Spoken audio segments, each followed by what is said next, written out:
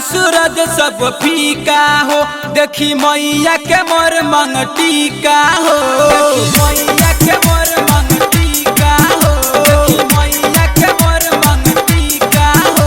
लगे चांद सूरज सब फीका हो, देखी मैया के मोर मंग टीका हो।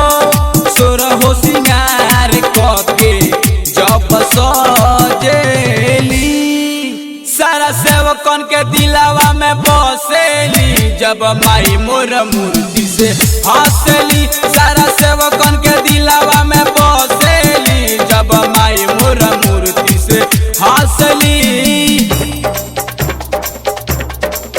Mix by Deepesh recording studio Ramgarhwa. सारा सेवकन के दिलावा में बसेली, जब माई मोर मूर्ति से हंसली। सारा सेवकन के दिलावा में बसेली, जब माई मोर मूर्ति से हंसली।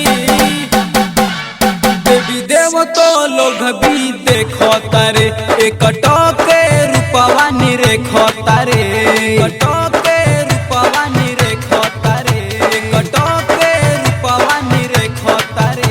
देवी देव तो लोग भी देखो तारे, एक टोके रूपवा निरेखो तारे। स्वागत में माई के अंबर से फुलावा सबे बरसावो तारे। लाल चुनरी लाल साड़ी हो, निक लगे सराबा सवारी हो, देखते रही सूरतिया आंखों में धसेली। सारा सेवकन के दिलावा में बसेली, जब माई मोर मूर्ति से हंसली। सारा सेवकन के दिलावा में बसेली, जब माई मोर मूर्ति से हंसली।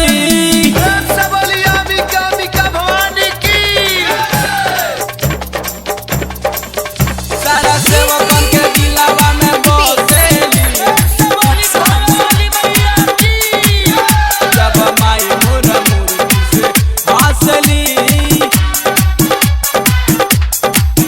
सारा सेवकन के दिलावा में बसेली, जब माई मोर मूर्ति से हंसली।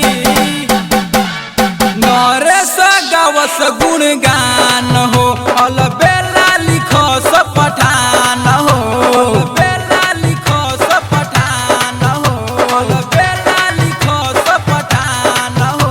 नरेश गावस गुणगान हो, अलबेला लिखो सब पठान हो। लागे कि माई बोलती है, आ जाई मूर्ति में जान हो।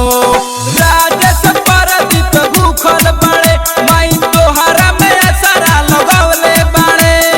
देखल पे कटके तू नसेली, सारा सेवकन के दिलावा में बसेली, जब माई मोर मूर्ति से हंसली। सारा सेवकन के दिलावा में बसेली, जब माई मोर मूर्ति से हंसली। Mix by Deepesh recording studio Ramgarhwa.